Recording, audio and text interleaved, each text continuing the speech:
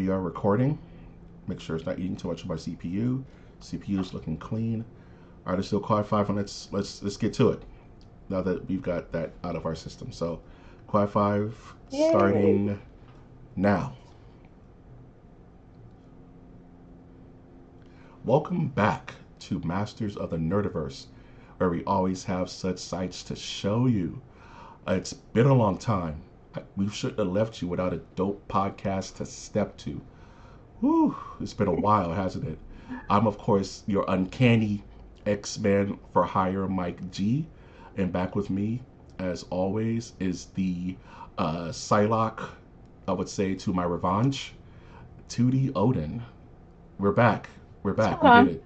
We We're did it. back. Yay. How are you? I've been okay. I've been great. I've been Good. supercalifragilistic. You know the rest. This is a long Uh-huh. time coming. This reunion, this relaunch of the show. For those who followed us before, I first of all want to thank everyone who stuck with us, everyone who we speak with on Twitter, everyone constantly asking, when is the show coming back? When is the show coming back? And I felt like now was the best time to do it. Uh, Mostly because of the state of of the pop culture genre. I feel like it's finally healing. It feels like with DC coming out with Superman, it looks amazing to me. With the MCU, from this movie, mind you, I feel like it's kind of getting back on track, and everyone's having fun with this stuff again. I feel like our voice needs to be heard again, and I wanted to find a new way of doing that, which is video. Hello, everybody. Because before we were strictly an audio podcast, but I wanted to branch out to really step up our production and take the effort and time to give you the best possible product. So once again, I'd like to thank everyone who's been sticking with us, everyone who's asking about the podcast. We back in regards to the um, I would say the cadence of episodes. We're still kind of working that out. Want to work around everyone's schedule, but this is the beginning of something special. So wanted to thank everyone and kick things off. Tootie, how have you been? I know we talked, but we haven't talked in regards to the general nerdiverse. So let everybody know how you've been. What's been going on? I've been excelente. This has been a long time coming. Like you said, I have been your number one cheerleader and to getting this back on the road because you deserve it. You're amazing at it. And I'm honored to be a part of it with you on your very first episode back. Thank you so Congratulations. much. Thank you so much. It's great hearing from you. It's great that you were here for the inaugural Break the Bottle on the new ship of ours on this new USS Enterprise. Hopefully, there's no tribbles, but we'll see. There's always tribbles, and they infest the land. So with that, we'll definitely like to go into our topic for today, which is going to be our MOTN review of Deadpool and Wolverine. You know, a Wow, I that don't. was I'm good. working on things. That A was good. slight transformation. I thought he was here for a Where? second.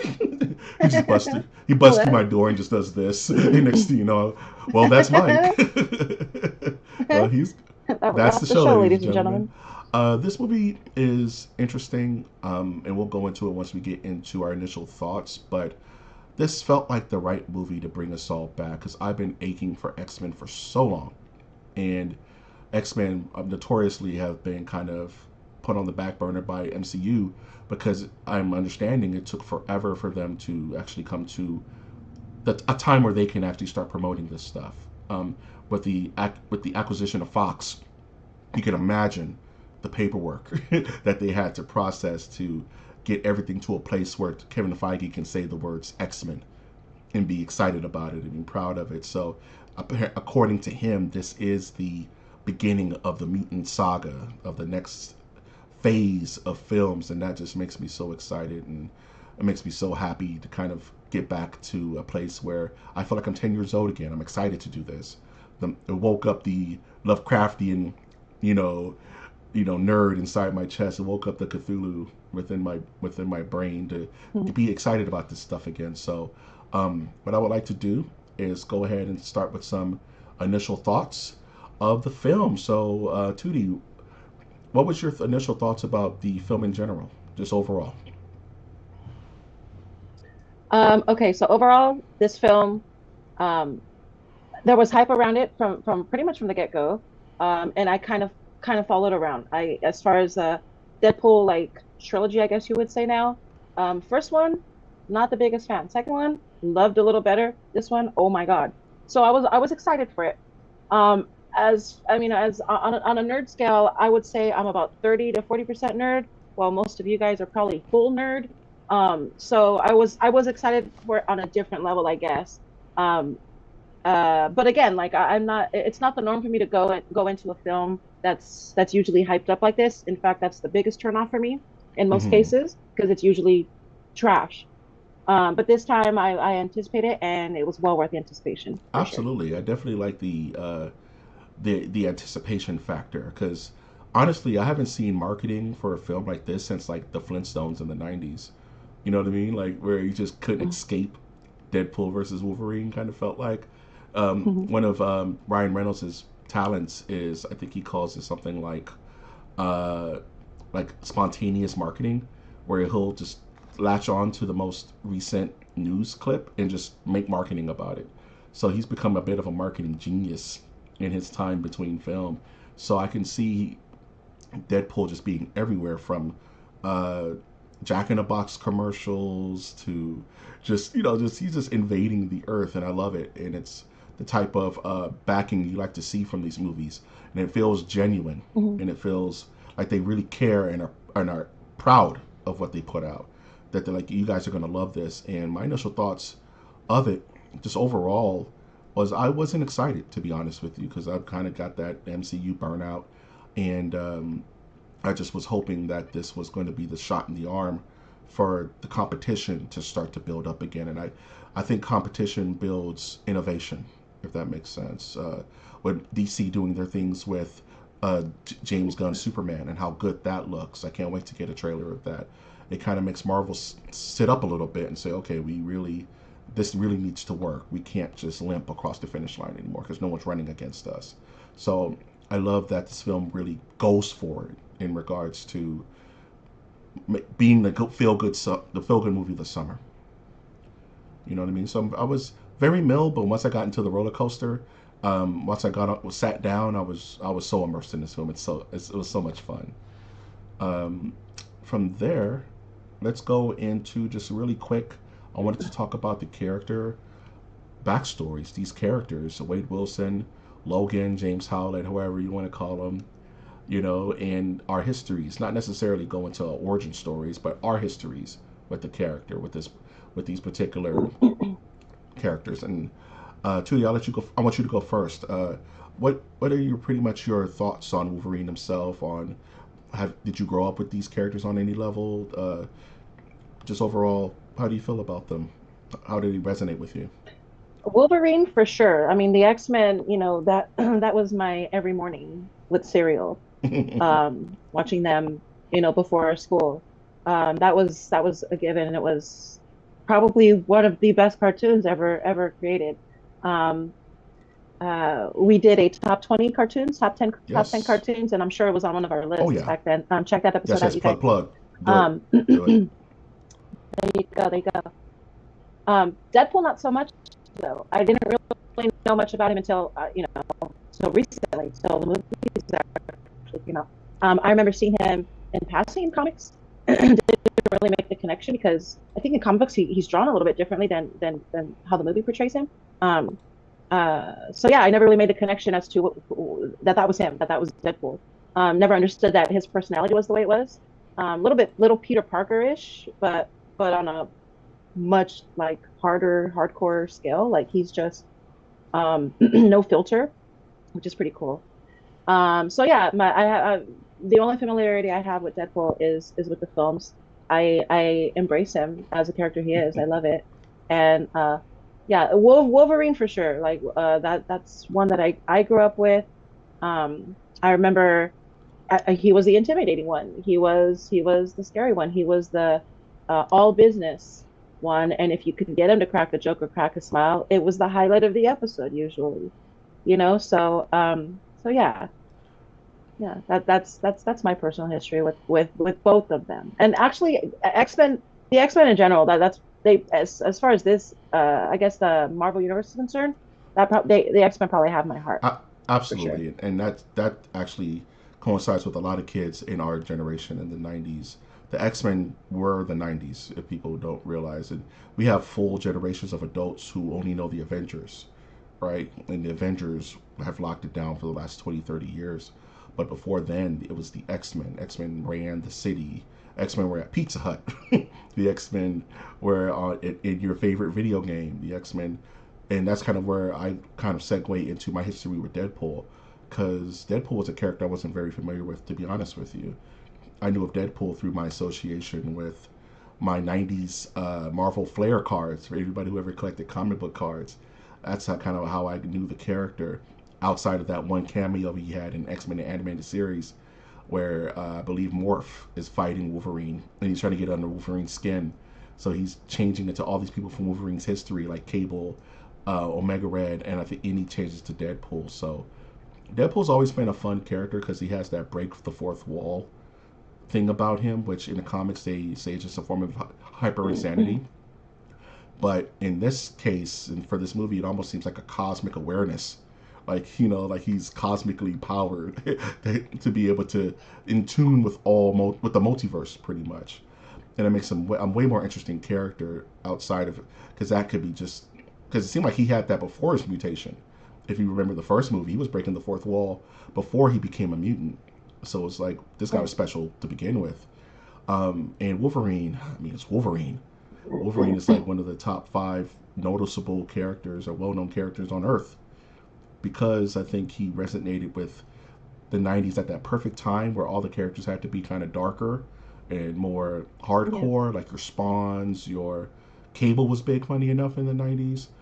Um, He's our other yeah, Batman. I was just gonna say that he's Marvel. He's kind of like Marvel's Batman, the boogeyman. Wolverine's the best he is at what he does, and what he does isn't nice. So he had that gruff, "I go where I want to go" kind of. You're really good at that. No, it's Wolverine. He's just mad. He's mad all the time. And he needs to just relax. But he's been him ever since, and it goes to show, like, if you look at any marketing for anything Marvel, Wolverine's usually in the front up front of the cover, even when it has nothing to do with him. It could be an Avengers video game and Wolverine's there. Doesn't make any sense. He's just been that guy since forever. And to see him when we thought we were never going to see him again, and we'll talk about that later when we go over his character arc in this film, it just makes you feel hopeful for the future. So definitely happy we were able to go over our character histories here. And what I would like to talk about briefly is just the overall production leaks of this film, and like what we were seeing before it even came out, in the hype. Because I remember when I saw this picture, I was like, we're doing it. Okay, we're doing it right. Like, that is insane. We've been waiting, and they say it in the film, we've been waiting 20 years to get an iconic Wolverine yellow and blue suit. And if this was 10 years ago, it would look goofy. If this was like 20 years ago, it would look goofy. Because look at these colors. They're so vibrant. They're not dull. They're not muted. It just looks great on camera. And it's like, this has been the biggest no-brainer in history. And so when we started seeing these production and seeing the 20th Century Fox in the background, it's like, what exactly are they doing? What direction is this movie going? Like, we're going into fourth wall break times at infinity. Were any of these production stills or any of these images on your periphery, Tootie? Did you catch any of this stuff before this movie came out? I did. I didn't pay so much attention to it until, like you said, until we saw the suit. And I was just thinking, well, I had already thought maybe that they'd already done it, to be honest, because, like I said, I didn't keep in touch with a lot of with a lot of the Marvel things. So I wasn't as excited about the suit until I realized, actually watching them, like, oh shit, they haven't done this yet. And it was cool to see everybody else's reaction. Again, like, I'm thinking he's already popped in and out. The fact that the suit was a huge deal, and that it was a huge deal in the film, was pretty cool. And it was a really I love that I watched it in a packed theater with fans. Yes.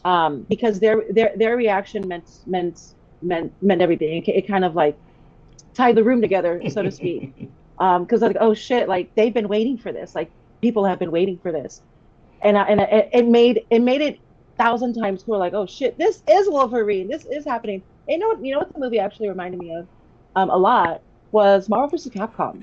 Like you just pick characters out, one, two, three, one. You just start picking characters, and all of a sudden they just start fighting each other. Like that's all I kept thinking the entire time. Like, okay, who's Yeah, next?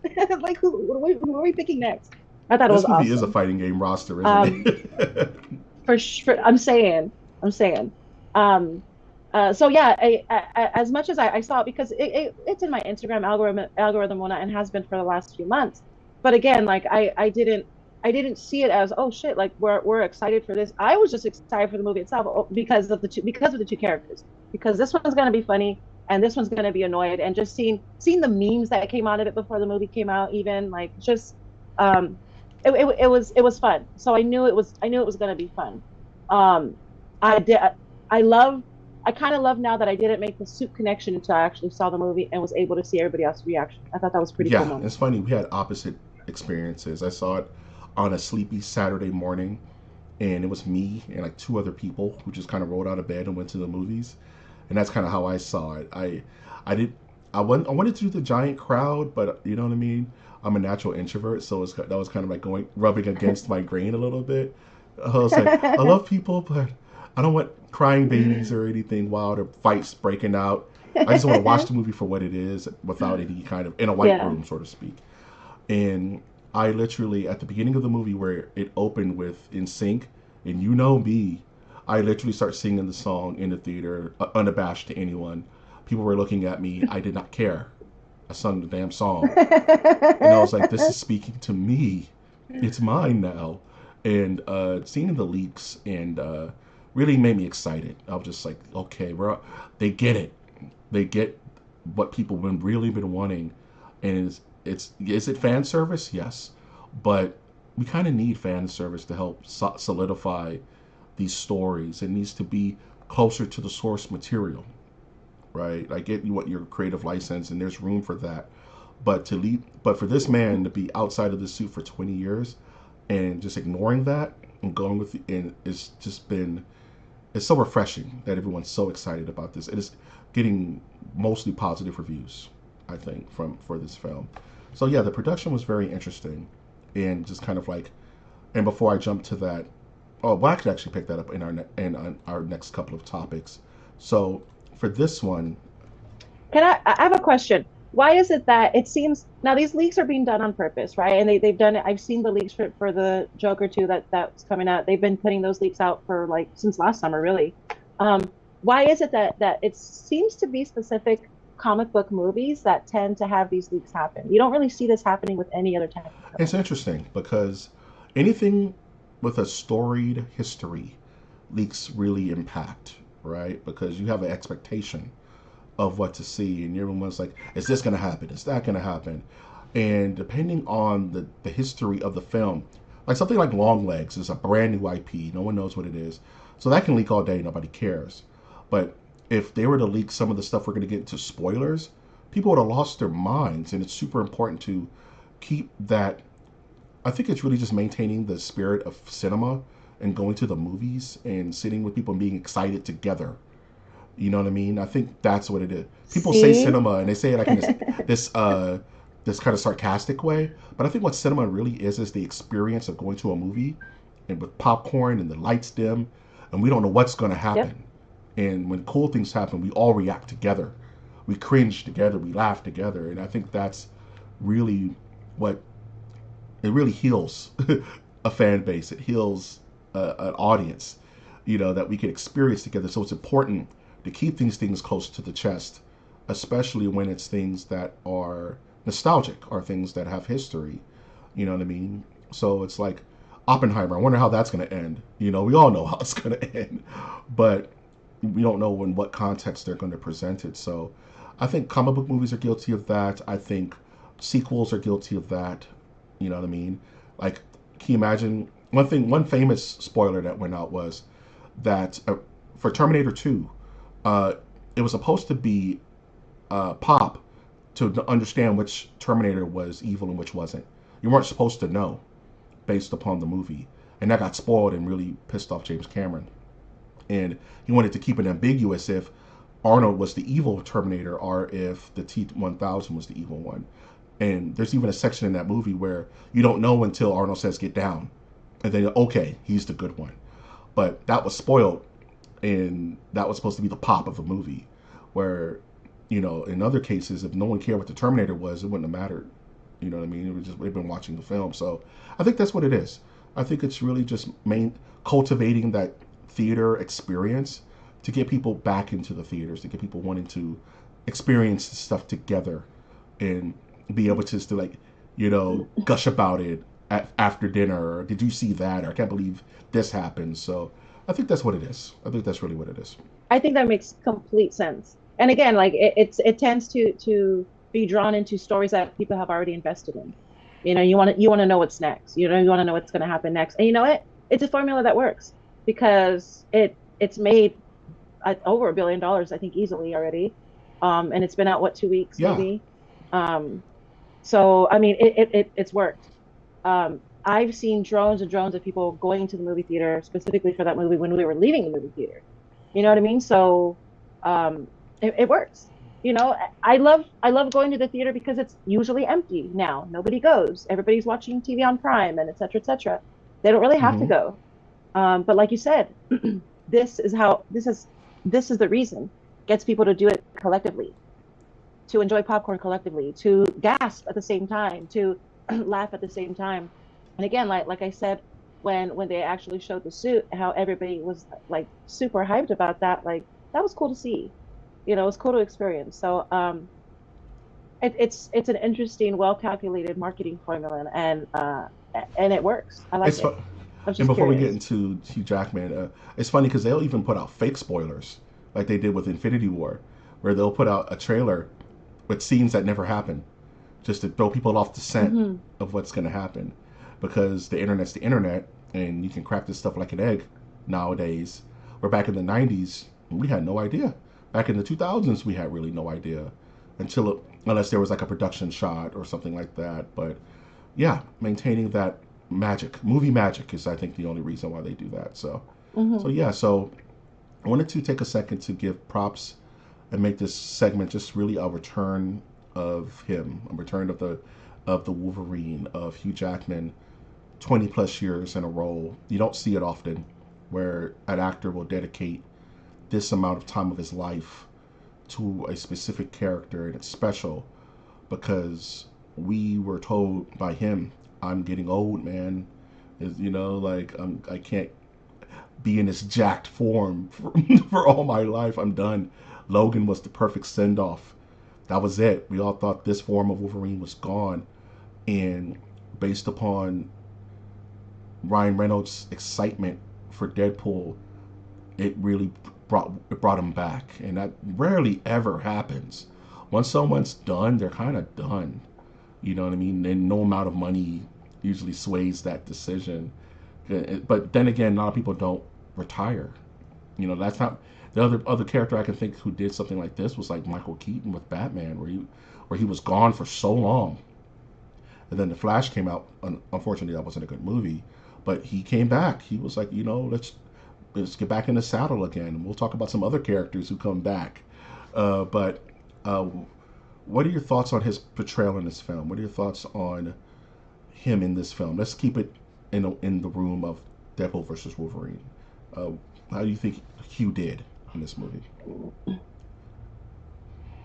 I think he did brilliantly.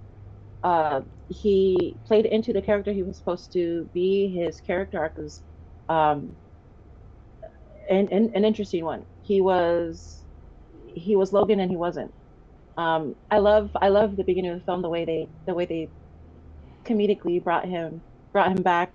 Um, the The way they talent did it. show. Let's just call it When they were doing the the the, end the scene. talent show. Goodness, it was Yeah. hilarious.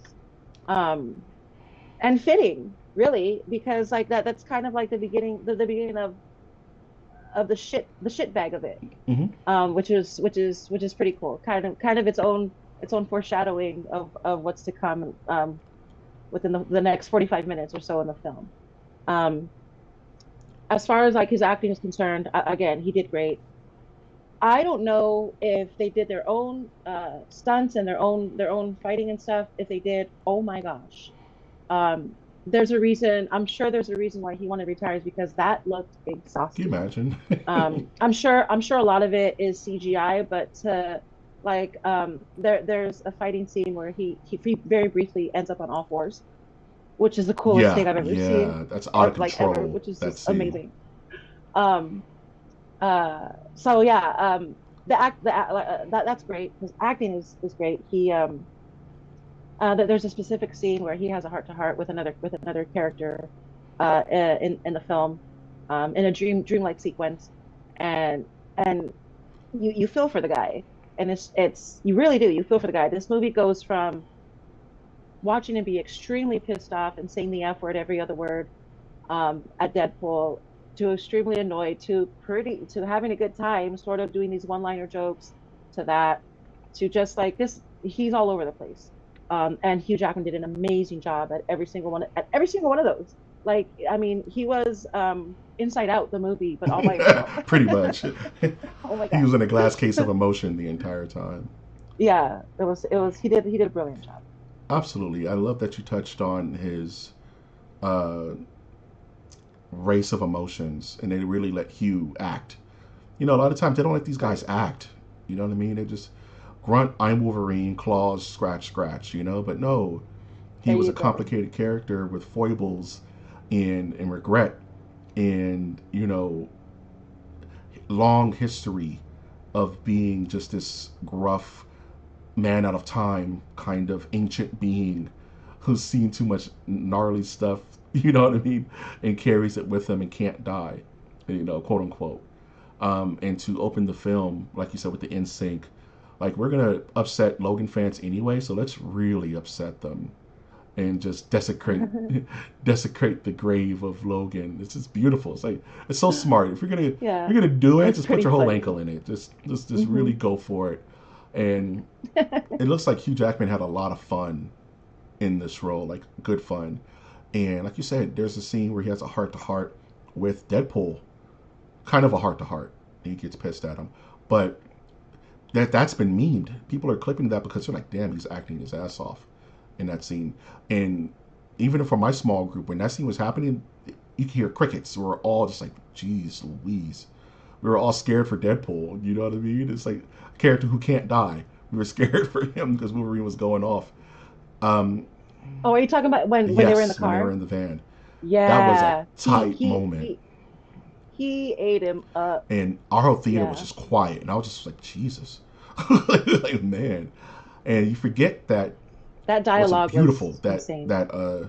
Yeah. that tete-a-tete they had, and you forget that Hugh Jackman is a Oscar-winning, Oscar-nominated actor, and this man has been in some crazy roles and can get it done. But he's also the Wolverine, which is insane, you know. So you get the best of all Hmm. worlds. And if this is, I think he has one more in him, and I'll just say I think that's what Secret Wars is going to be.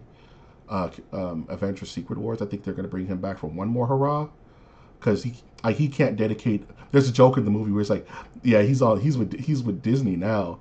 They're gonna keep him here for another 90 years. You know, I Hmm. don't think he's invested that much, but if we can get a couple more with this guy before he's completely done, I think we're all richer for it. And just seeing this screenshot feels unreal for someone who's been waiting for this for 20 years. And as a kid, I didn't like the black suits. I didn't like the black leather. I thought it was a cop out. Excuse me. It I think you're right though, in that if they had done the yellow suit years ago, it wouldn't it have would have been been done goofy. well. It was the right I, call at the yeah, time. it would have been, yeah, for sure. I hate I agree to with that. say that, but it is. The technology Yeah, wasn't there, you know, to make it look. The design ideals weren't there back then. It would have looked goofy. Like look at the right. Incredible Hulk TV show, and that'll tell you what happens. Or Spider-Man, the '60s Spider-Man. You know, that's what they had to go by, or they were pretty much going by like Blade at the time. They were going by um, Batman, '89 Batman. You know, Batman. oh, this is what Yeah. the kids like, so this is what we're gonna do, and it saves on us explaining things. And they even say, Cyclops makes a joke. Well, what do you expect? Yellow spandex? Yes, yes, we do. And coming full circle is honestly the best thing in the world. So, so For let's sure. go ahead. I agree. And talk about the Merc with a Mouth himself, the titular character, Wade Wilson, fourth wall breaking, son of a biscuit, Deadpool. I wanted to talk about Ryan Reynolds in this section a little bit and the dedication this man has given to this character and really just latching on and fighting and fighting and fighting tooth and nail to bring this to life and to keep it alive and relevant and to make people miss it. Because I was listening to someone speak to this film. But this film, when it came out directly after Deadpool 2, it may have been a bit gnawing. It may have been like, okay, we get it. Ha ha ha. But taking the time to let people miss it and then to come back now is perfect timing. I think movies of this satire can't be back to back. I think that's where the scary movie films fail. Is that you can't have annual satire movies. It just gets grating. It gets kind of it Right. gets kind of old fast. And Ryan Reynolds' humor is very unique to him and it's very unique to his writing staff. And but when it hits hard. This movie's hilarious. And I think honestly this is one of the best superhero trilogies, like top five of all time. And it's such the odd man out of, let's say, like a Dark Knight trilogy, or let's say a Captain America trilogy, or a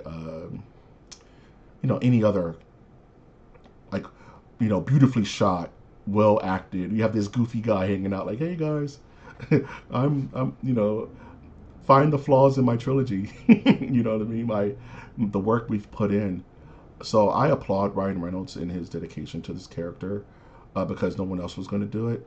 It's one of those where it's like Guardians of the Galaxy. It's like that would have never seen the light of day because they were like C-list, B-list, D-list characters before James Gunn got a hold of them and made them household names. Ryan Reynolds made Deadpool a household name, and that was him and um, his fervor for this character. So I want to ask you, Tootie, what are your thoughts on Deadpool? Like, how do you think he was in this film? How do you think about his history? Like, what are your thoughts just overall on how Ryan did and approached this icon now? Um, he is Deadpool. He there's a certain he there's nobody just wakes up and decides that this is what they're going to do. He woke up and understood this is who he was. You know what I mean? Like he brought this character to life. You can't have one without the other at this point. Mm-hmm. Um, and it not that he's typecast, not by any means. He's a great actor. Um, but they're brothers. They're like there's a weird connection between the character and him, and he seems to know better than anybody else what it is. His drive to make these films is is amazing. Um, I love the fact that he refined the formula. As a parent, as a mother, I'm not a huge fan of sex Mm-hmm. scenes, which is the only reason why I don't like number one so Mm-hmm. much. I think he took it and he's like, let's make it as raunchy as possible. It was hilarious. It was well done film, but it was raunchy. Mm-hmm. Number two, it just seems to it gradually seemed to change. Now again, not making these films family friendly. I'm perfectly okay with my kids watching it. They hear cussing all the time. It's not a family friendly film. That being said, but the formula has Mm-hmm. changed. It's tactful. The story is perfect without any of all that rest of the raunch. Um, the dialogue is amazing and hilarious and tongue in cheek and controversial for many reasons if you really want to be a brat about it. Um, it's done well. And the fact that he refined it and refined it and refined it each film to make this film, to me, is the best one out of the three, but we'll get to that later. But you can see that he listened to his fans. He listened to the fan base. He understood the assignment, and he just continued to make it better and better. Um, I love it. His writing staff has to be absolute balls deep loyal to him. Mm-hmm. You know what I mean? To get in there and understand who he is to make this to make that dialogue. To me, the dialogue is just mind Yeah. blowing because it was nonstop. It was nonstop, and a lot of it sounded like improv, which is brilliant. You know what I mean? A lot of it sounded like, "Hey, that's coming off the top of your head, and we know it," which is really Mm-hmm. awesome. He did a great job. You know, I can't. I want to find something negative to say.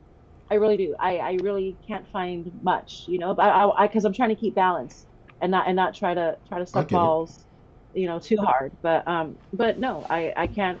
As somebody who loves film in general, this is a good one. I like what you said about the balance, that the refinement of the approach through these films. And if I was to say anything negative about this particular film, was is that, and it's also a plus. It's so hard to be mean about this movie.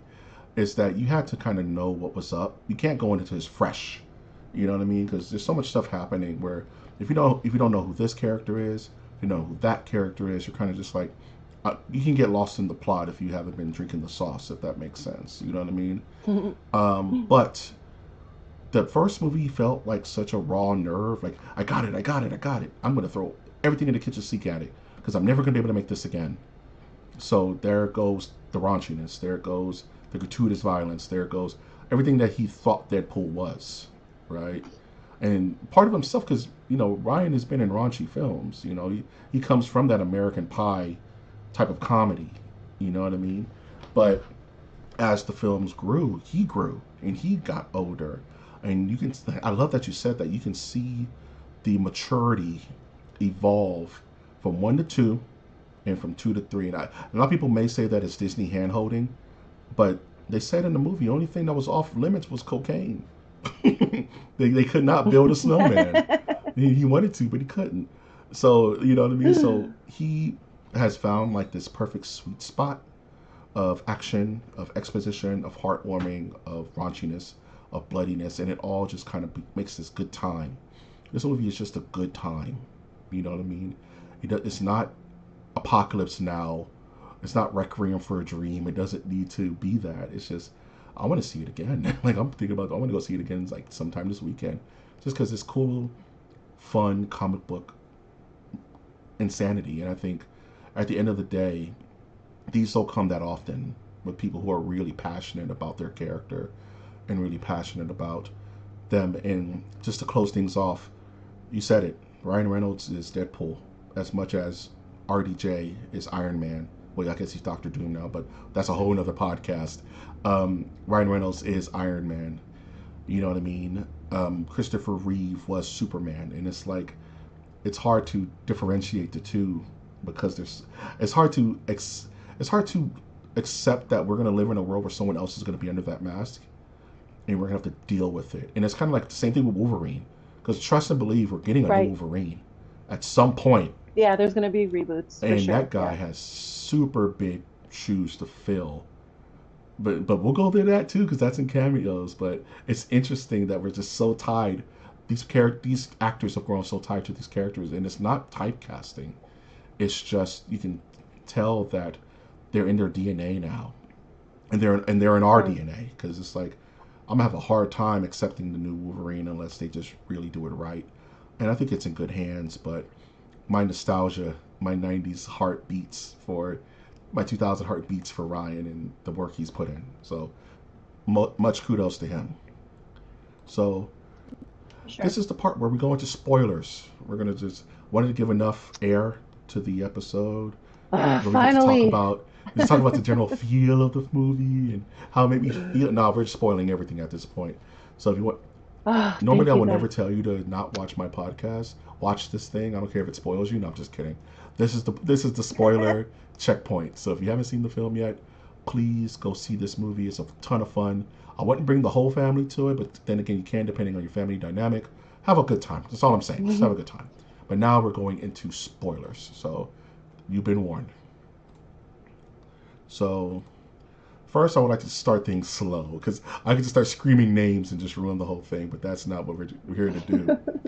Let's talk about the plot of this film. And one thing I can say that is a bit of a critique to this film, the plot is not that sharp.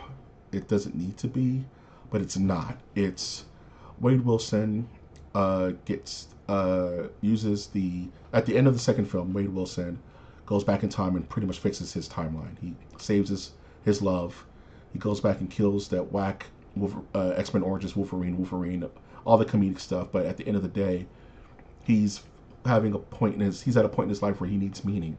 He's kind of trying to find his place in the world. And this film takes it's pretty much a story about him finding his purpose. If that's the most simplest thing, it's him finding his purpose in the whole grand scheme of things. And he's an outcast. He's an outsider. That's the character. Deadpool has always been the odd duck out. He doesn't fit anywhere because he's so unique. Even in the comics, he's not an X-Man. Never was. He was on X-Force, but they paid him. You know what I mean? He was there, and it's like this movie helps him find other outcasts and be able to find family within that dynamic. And wackiness ensues. What were your overall thoughts on the plot of this film, and was it easy for you to track as someone who's not necessarily married to all this comic book nerdy catch every reference type thing? So here's the thing. Um, the main reason why I try to steer clear from most Marvel films is because I'm not interested in multiverses that much to the point where, oh, it's cool because they died, but don't worry, they're back because this and that. Okay, I guess this movie gave me a better understanding as to exactly how all of that worked, which kind of helped, I guess, a little bit. Um, the plot itself, I mean, it's the same as every other film. Oh, better do this because otherwise your universe will end. Same as every other one, Same as it ever right? So was. there's that. So, Yeah, same as it ever was. Um, uh, was that Talking Heads? a little bit. um, yeah, that's cool. The plot itself, you know, no big deal, but no demerits. It's fine. Um, uh, it's understood that they were gonna go back and have to figure out how they were gonna destroy the time killer. Time, I forgot what it's Yeah, called. the MacGuffin, Um, pretty much. the MacGuffin. Yeah, exactly. So yeah, eventually that was gonna be a thing, but the meat and potatoes of the movie, everything in between, like it was basically they were stalling. They were stalling because like it's they're superheroes. So of course, oh yeah, you know what? Easy, go boom, boom, boom, it's done. They didn't do any. It didn't work out that way at all. There was a lot of shenanigans that ensued in order for them to get to that point, um, which was perfect, which was absolutely perfect. Like like I said, they're superheroes. It's an easy fix. They chose not to take the easy route to fix it. Yeah, You know what I mean? 100%. I thought that was pretty damn cool. Um, and they made fun of it. Oh yeah. They made fun of it the Oh yeah. entire time. You know, which which which which is probably the best thing about the movie is not so much the fourth walling, I guess, but the Oh self-awareness. yeah. The self-awareness of the film was just like, yeah, you're still here though. You know, remember like do you remember the beginning of the Simpsons movie when they're at the theater watching the Itchy and Scratchy Hmm. movie and he's like, why am I sitting here paying all this money for something I can get for free on TV? You know what I mean? So it's kind of the same. They were basically doing the Oh same yeah. thing. They were they were saying how perfectly stupid the multiverse is, and yet we're still watching. We're still sitting there. You know what I mean? I thought it was pretty Yeah. cool. Like the movie was roasting us as it was The roasting movie itself. movie took Brilliant. nothing. Nothing was off limits. F you Fox, I'm going to Disneyland. Just into the literally Right. into the Yeah. camera. F you Fox, I'm going to Disneyland.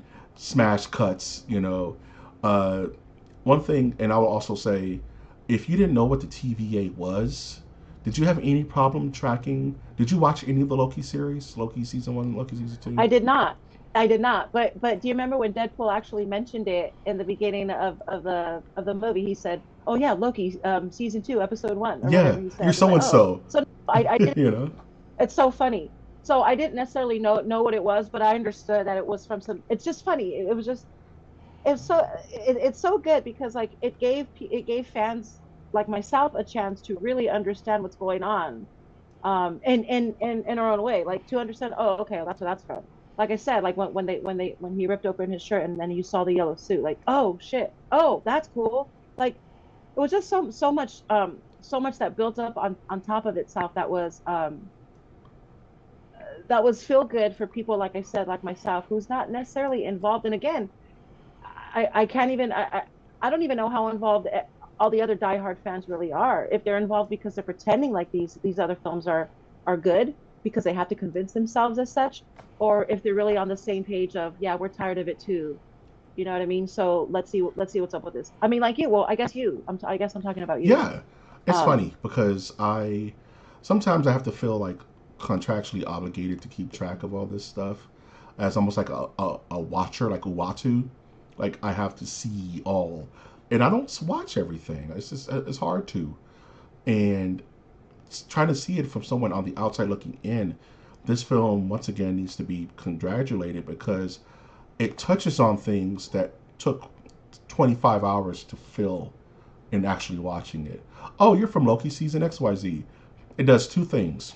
One, it automatically dismisses the goofiness of not knowing what's going on, but it also fills you in. If you wanted to go back and watch Loki season 2, episode 1, you can now. What is the TVA? It saves your little grandma from asking you, or from the friend who, like you said, has divorced from all this stuff. What's that? We can watch it when we get mhm. home. You know what I mean? And all of these little references that happen in this movie are done with so tongue in cheek that you could take it at face value. Okay, this is going to move the plot along. Where the time variance association, whatever TVA stands for, and I'm going to get roasted for that. I don't care. Um, and it just boils it down in a millisecond because the writing's so sharp, and and they Right. just kind of move it along. Let's move it along. We monitor the multiverse scenes of the Avengers, and because Deadpool is this cosmically aware being, he knows of them. Why is Thor holding me? That's the biggest question of the entire film. Why is Thor crying over me? No, don't worry about that. Don't worry about that's later. That's later. I love that because it's the only real question left in the film. Even so much where Ryan Reynolds he tweeted, I know why Thor is crying over me. I can't unknow it. And it's like, you're going to make us wait 3 years until we figure it out. But the plot it's the plot would be worse if it wasn't so well written because they do this all the time. When it's like seeing the third of any trilogy. Like there's always this joke. It's like I love the person who goes into Endgame and it's like, who are these characters? What's going on? Who's that guy? Who's that guy? Why do I care? And it's like you have 10 years, 20 years of history. Even if you're complicated even further back, 60, 70 years of Yeah. history, you're expected to know to get the full experience.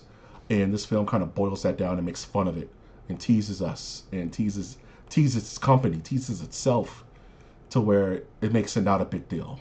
And I think that's help alleviate Right. some of the stress that comes from like I don't know who Yeah. that character is. Like, oh, it's fine. It's very it's very easily explainable. So I think that's a good kind of overall plot summary, just like the soul of the spirit of the film. And we're still holding back a lot, which I think the next slide is really going to talk to. And I wanted to talk. I mean, and there was a lot of good Easter eggs in it too. Like I think somebody mentioned that there was like a Wanda statue somewhere Yeah, in the there's a background. statue Like, and I think he mentioned Wanda um briefly, like just in that passing. Again, poking fun of like, hey, like basically plugging Disney Plus it's in a such a way. marketing ploy. This You is know, I'm telling you what I was talking about earlier. that's Ryan funny. Reynolds is really good Yeah. at marketing, and yeah, it's one of the statues from Multiverse of Madness or something like that. It's a shot of Wanda being a Nexus being, and that's a funny segue into our villain, which no one knows who is. Like I barely know who Cassandra Nova Yeah. is, and I can go into a little bit more about her history and how terrifying this character is in the comics. But I would love to hear from your perspective. How did you feel about our threat, so to speak, our villain, if you want to call her that? Um, took a second for me to really understand because like you said, like I was like, who's this Who? bitch? You know what I Yeah. mean? Like, but though she well, she played the character well. So there's that. Like there's she was believable. Again, not being very familiar with Cassandra Nova, the story is sweet. Yeah. Um, like the way it was explained in this movie, I should say, it was done well. Um, and she's I don't really know. Like she took some warming up to, but again, like she was just a villain. It was really neither here nor there. She wasn't physical by No. any means, but Uh, her the idea is that she can do exactly what her brother did. but more Um, almost. in a weird way. but pretty much like, and I mean, because it's evil, like it becomes more prominent when you use something like that for evil. So, um, yeah, I liked her. I liked her as a character. Again, took some seconds to get to know it, and to get to know what was really going on in the void, as it were. It was cool to see a giant Ant-Man, Yeah. as their home. That was I neat. guess Paul. I guess Paul Rudd Uh, finally aged. yeah, I guess Paul Rudd finally aged. That was so funny. But yeah, I don't have much to say about her. If I mean, and again, that's not to take it doesn't take away from the film. She was fine in the film, but even at the end when she came back to actually destroy the machine or Advanced it. advance the Hmm. timeline, um, it was like, oh, okay, you're back. It wasn't necessarily like she wasn't anything to write home about. Like she wasn't the main focus of the movie. Let's put it Yeah, that way. To me, even though she was the protagonist or antagonist, she wasn't it's all that. funny because usually in this kind of thing, it's two things. It's the villain plays off the hero, plays off the villain, plays off the hero. But in this Hmm. case, it's Wolverine plays off Deadpool, plays off Wolverine, plays off Deadpool, and she kind of came as this third prong to that pyramid, to where she didn't feel necessarily she didn't make such an impact where she's memorable, but she wasn't so bad that you can include her in the list of bad Marvel villains like Ronan the Executioner or the Dark Elf from that one Thor Dark World movie. You know what I mean? She wasn't a poor villain, but She wasn't a she threat. wasn't a. She was more of like an obstacle because she There you didn't really go. have any. She didn't have agency until the end of the film. You know what I mean? She's like, I love it here. What are you guys doing here? Oh, I never had a Wolverine before.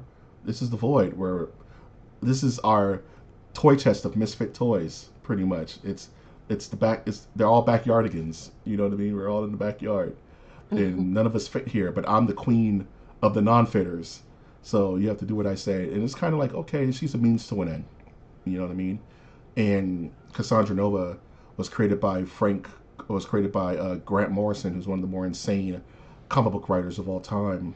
And Frank Quitely, he's one of my favorite artists on New X Men. And she, like as explained, she's the what is it? The prenatal? I don't know how that word is. The in vitro twin of Professor Xavier, who died in childbirth because they had an epic duel at age 0, and Professor X had to take her out, had to unalive her, you know what I mean, in the womb so that he could live and become Professor Xavier. But she somehow survived, and She created her yeah, own she created body. her own body. She did that. Yeah, That's crazy. That's insane. she's insanely busted. There's a storyline called E for Extinction, where she is the main villain, where a lot of the X-Men '97 kind of took a little bit away from with Genosha and all that, which I thought she was going to be the villain in X-Men '97, except for Bastion, but because that was kind of her storyline, where she just and her power set is so busted, they didn't really go into it that much in this film. She has some telekinesis. She pretty much had reality manipulation in this film because she was dragging Wolverine into the ground. There's a famous scene we're going to talk about with a character we haven't named yet, where she literally Mortal Kombat fatalities him, and it just happens in such a second, and you're like, wait, what, what, you know? So that's all true to form for her. But I think if she was to return in any, form or fashion, because in the comics she's old, she's an older lady, she's an older woman, she's like Professor X's age. So if they were to bring her back like in an older version, you know what I mean? Because her being younger was interesting. It's like, okay, is this like more of the James McAvoy X-Men First Class aged kind of Cassandra? Because in the comics she's an older woman. So I was just like, okay, I wonder what the future holds for Cassandra in the other versions of her. Because there's, as we know, no one dies. There's a quintillion versions of all of us that they could just pluck and put back into a movie. So even the Wolverine we have is not our Wolverine. I mentioned that earlier. So Mhm. this character can come back, but just curious to see what they would do with her moving forward. And now for the star of the show, the cameos, the cameos, the cameos, the cameos. Jeez Louise, this was almost at a blister. The cameos went in the same rhythm as comedy. You know, like certain comedies, there has to be a joke a second, a joke a minute, like jokes, jokes, jokes, jokes, jokes. This was more like cameo, cameo, cameo, cameo. Yeah. Even from the beginning of the movie, we get a cameo from Happy Hogan at the Avengers compound. That threw me off. I'm like, wait, how is he here? And you kind of come to him wanting to apply for the Avengers, like he's applying for a job. And Happy Hogan pretty much busts his bubble, and it's like, nah, you're not him, dog. You're not. You're doing this for all the wrong reasons. You know, I'll tell Tony you came by, kind of like big dogging him, and that made me. That kind of set the tone for where Deadpool was mentally, because then you fast forward, he's working at a car dealership. Six years later, Hmm. he just hasn't Deadpooled at all, and it just kind of gave up on it. And his loss for fervor, he lost Vanessa because of his loss for his zest for life was taken at that moment. And I can relate. I've had some bad interviews where the people just make you feel like crap, and you just got to rebounce. You got to bounce back from that feeling. So, the him being the inaugural cameo, I can't think if there's an earlier one. NSYNC made a cameo, but that's that's my kind of my second favorite part of the movie. But just because I'm a big NSYNC Backstreet Boys nerd. But how are you? I don't even know how to approach this conversation because okay, let's start with the Wolverine tryouts. Let's start there with the Wolverine tryouts, and he goes to each different dimension and tries to find a good Wolverine. Because as we saw in the beginning of the film, Logan was still dead. He wasn't coming with. Deadpool was like the thing about our healing factor is, and he's just dead as disco. He's just screaming F. He's just screaming fuck like over and over and over Hmm. again. It's not supposed the way it's supposed to work. So out of that is some really deep cuts in that Wolverine tryout. How much of that resonated with you, the Wolverine tryouts? Oh, I enjoyed the montage. I didn't really understand a lot Oh, of it. But it gave me approach to understand the way the multiverse works. actually did work and how it works. Um, and it was helpful and it was fun. It was done in such a It's fun done in way. such a fun way, Um, and it's so good. You get comic accurate Wolverine, which is the first one, where he's literally 5'1", 4'11", because in the comics I Wolverine is a saw that. little Yeah, guy. That's how he's supposed to be in the comics, yeah. and just to show you how ridiculous that would look on screen. You know what I mean? No, shout outs to our short kings out there.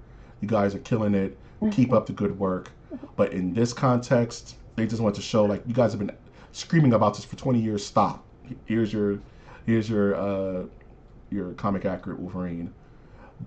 That's Then funny. we Yeah. get, I think it's Old Man Logan, where he's like in a rocking chair and he has all grays, which is pretty much the comic book that Logan the film was based off of in Super Future, where the Earth has been taken over by supervillains, and Logan hasn't popped his claws in like 30 years or something like that.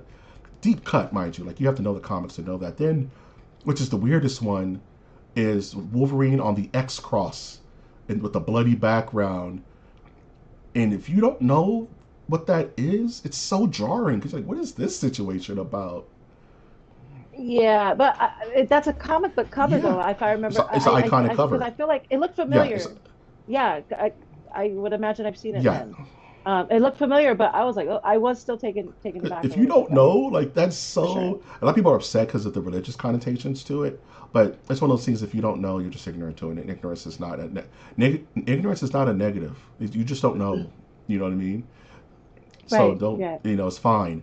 And I saw some people like, oh, I saw some people like gasp, and Deadpool was like, it seems like you're busy, you're not a good fit for us, and he just sit there in anguish, like in Hellraiser. Reminded me of Hellraiser. Yeah. My man got hemmed up by Cenobites. And then we Oh, go into Age of Apocalypse, one-handed Wolverine in the alley, where he has his giant hair, and he has he has a hand missing, and he just starts to beat the crap out of Deadpool for no reason. I'm like I can't believe that it's like, and then we have brown suit Wolverine, which is like it's almost like getting like vanilla Coca-Cola. You know what I mean? Like there's Coke and there's vanilla Coke. There's yellow suit Wolverine is there's brown suit Wolverine, which was a suit he wore back in the 80s and 90s, like during the Chris Claremont run. And we see that that's the Wolverine that fights the Incredible Hulk. And you see a quick cameo by Mark Ruffalo, Avengers Hulk, and that set me on fire because I'm like, what are you guys doing? That's interesting. So I remember that scene. So now I Yep. know why. That's cool. And there's also Patches, where he walks in and sees Patches. Yeah, Casino Yeah, 007 quick. Wolverine. That is an alias that Wolverine uses when he goes to Madripoor, which is like this super. You ever seen that Adventure Time episode where they go to the land of thieves and everyone's kind of Oh stealing from yeah. each other constantly, and Mm-hmm. then Finn and Jake end up becoming thieves just by living in the environment. I Mm-hmm. love that episode. That's so stupid. But Madripoor is that pretty much just a land of constant thievery. So when he's in undercover, he dresses like James Bond and calls himself Patch. That's his name, and that's the throwback to Patch. And I'm trying to think if I'm missing any. Then, of course, the big one, which is the Calvarine, which is Henry Cavill, Superman, dressed as Wolverine, and he kind Mm-hmm. of kills it. He kind of kills it, you know. And he's Yeah. like, "We'll treat you so much better than them bastards down the street, dog. Come with us." And they even give him a speaking line. He's just like, "Go away." And he's like, he does it in his Wolverine voice, and I'm like, don't tease me with a. You're teasing me with a good time. Don't tease me with a good time. That made me hype because I just quick disclaimer, looking directly in the camera. I love Henry Cavill. I hope he does go with Highlander. I just want him to be happy. He's had such a bad run of this nerd stuff in his career, from how they treated him on Superman to how they treated him with The Witcher. I just want him to be happy, man. And he likes Warhammer. He builds PCs. He seems like a generally nice guy. You don't know until you know somebody, but shout out to Henry Cavill if you ever hear this on any of the wavelength. But that cameo made me very happy. So just there's no comic book relevance to that. It's just, man, Henry Cavill would have made a good Wolverine, even though he's still too tall. But you got to go back to the comic book accurate Wolverine for that one. But that's enough of me gushing about that scene because that is the most comic book nerd crap in the entire movie. Is that one little sequence of montages, and then we get to our worst Wolverine, so to speak, because he, and honestly, he ran his big hangup was that he ran away from the team. He quit the X-Men. But if Mm-hmm. you watch the cartoon and read the comics, he's always quitting the X-Men. Mm-hmm. And so, which makes me Mm-hmm. think that this Wolverine is from the animated series. I think this is the Thank animated you. series. The no no no no Yep. no no no. I think this is the same Wolverine, but in their I future, think so in too. wherever that show goes. And I think all of their that's why the costume's so bright. There's many occasions where the team gets decimated by people because that's just the X-Men. It's a running gag that Xavier's mansion is always blowing up based on some kind of catastrophe. So I think this is 90s X-Men cartoon Wolverine in real physical form, in flesh and Yeah. bone. And we get to this Wolverine who ends up being the best Wolverine, but feels like he's the worst Wolverine because he made a poor decision that literally got his entire thing killed. On top of that, he mentions in the throwaway line, "Yeah, I was so mad. I didn't just go after the bad guys. I went after the good guys too. I was just killing everyone." You know what I mean? And there's the line where he says, "F the Avengers." So in the comic, in the animated series, those characters exist. So it makes sense if he was in the actual animated character brought to life, because in that universe, um, the Fantastic Four exists, the Avengers exist, Black Panther exists. It's all there. So it makes sense that this would be that character. But um, any thoughts on anything I just said before we go into the real cameos, the real paid actors in this film? I'm sorry, I can gush about Um, this. I no, yeah, I that love that this. was You know. that was pretty spot on. I agree. I think it's our Wolverine. I think it's the '90s Wolverine that we grew up with because he wasn't a nice No. guy. He like you said, he was always putting the X-Men. He was always leaving them in the Mm-hmm. dust. And then, and sometimes he wouldn't even come back to save Nope. the day You just be gone that or help the episode, and you just come back. He'd be gone. yeah. And I mean, he was an asshole. He was the one we were afraid of when we watched Yeah, it. Like, oh yeah, because like Batman, he was the creep of the crew. 100%. You know what I mean? And and and it's like we mentioned earlier, like it made the cartoon that much more captivating, and it made us want to invest more because we wanted to see him be the nice guy. Every once in a while, Wolverine did crack a joke or two, and it was kind of like it made for the episode. You know what I mean? Which is really cool. This Wolverine was vulnerable as Yeah, hell, in the best and worst ways because his vulnerability turned him into an asshole, constantly trying to kill and murder everything in sight. Deadpool mainly. All those scenes were insane. The fight scene in the fight car scene in the was car great. was amazing. Um, Amazing. The music amazing. Um, yeah. So I think this is they stapled this real life Wolverine to the '90s cartoon, big time. And again, like the suit alone, calls out. Okay, I wish I had known that this was the first time that it was seen, because like I said, with the other Marvel movies, I had no idea if he had popped in and out or not. Man, But that's all. But that's Ec- awesome. Before we move on to the actual paid actor cameos, I want to talk about one really mhm. quick. Nice Pool. Okay. Your thoughts on Nice Pool? Nice Pool is the weirdest part of the movie. He is so jarring. And Nice Pool. Okay, Nice Pool is. I don't even know what category Nice Pool is because he is like Canadian Wolverine, but like the He's Canadian. Yes, but it's he's so like funny. cartoonishly South Park levels Canadian Wolverine, where he is apologetic, he's sweet, he's dumb, but he's brilliant. He just irks Deadpool so much because it's not what Deadpool is. And Right. but he's Deadpool because he does his cameo and he does his reference, his fourth wall break, and he's like, the proposal.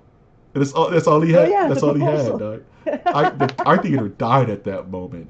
It's like Nice Pool is so whack. I love Nice Pool. He's the worst. He can't fight. He's just a Deadpool. He's super handsome. Dog. That's it. He has long flowing locks. Yeah, he's just If you look at beautiful. his Yeah. suit, it's very 90s 2000s Batman and Robin esque, shiny.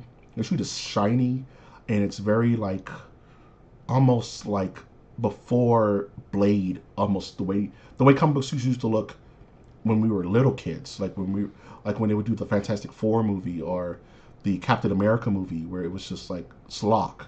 His suit was overly saturated. It was under designed. It was so interesting what that character is. I don't even know what his point was outside of injecting dog pool, which is the baby and shall be protected at all times. I want a dog pool forever, 1,000 years dog pool.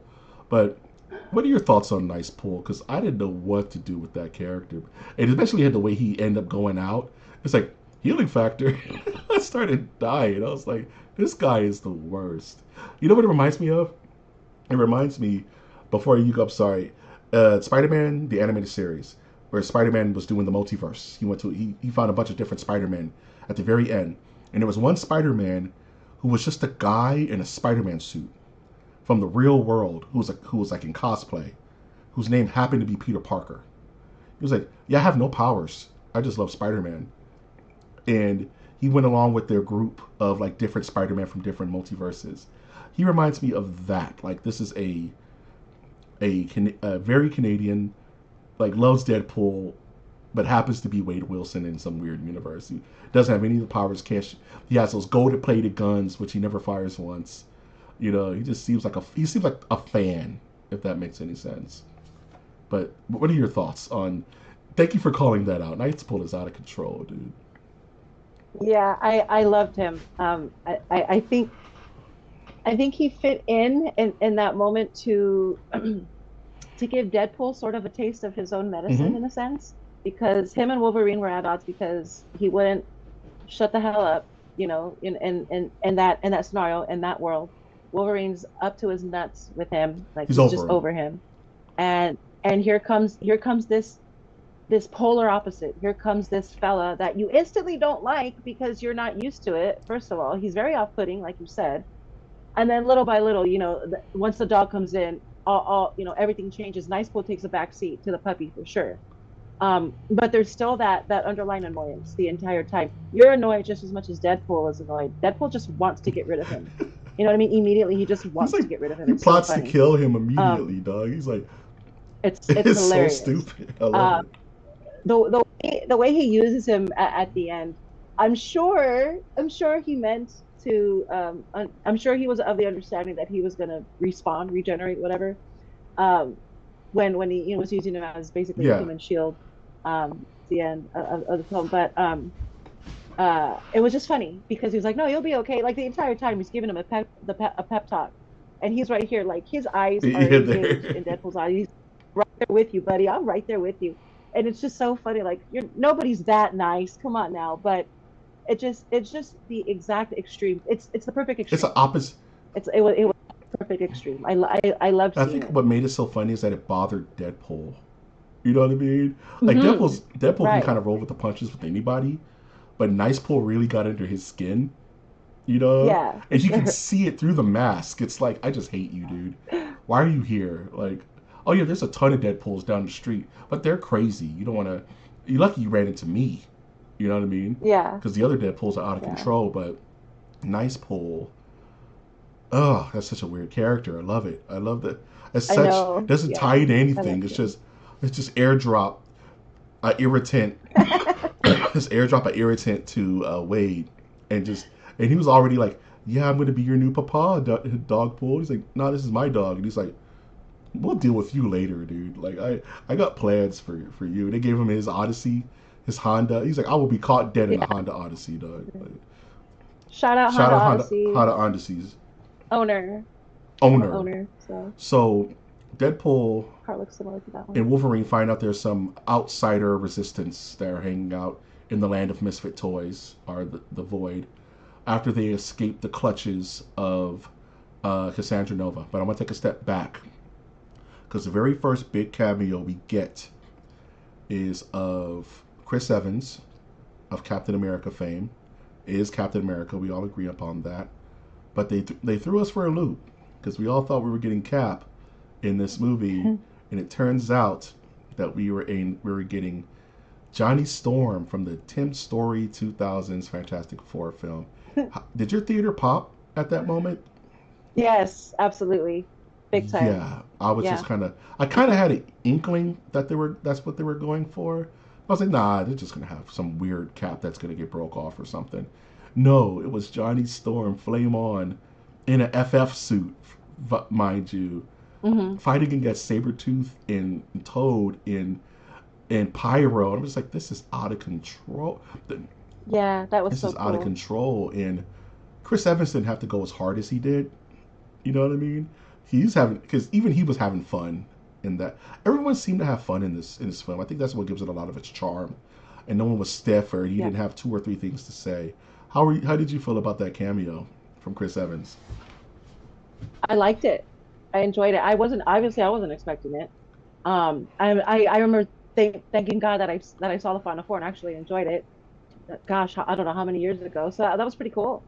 Um, I understood that there was actually several that um a lot of the younger crowd didn't really understand and didn't partake, but you can tell who was 40 and above in the movie theater by a lot of the reactions, which was honestly like, thank you. Thank you Mm-hmm. for that. Like we're always getting tossed into this category of like tossed to the back burner a lot of times, and we have to adhere and uphold these new ideas and these new characters, which is fine. It's part Mm-hmm. of growing. It's part of it's part of Yep. being a fan. But it was nice to see something like that. It was nice to see other characters, which I'm sure we'll get to eventually, that they were dressed exactly the way you Yep. remember them.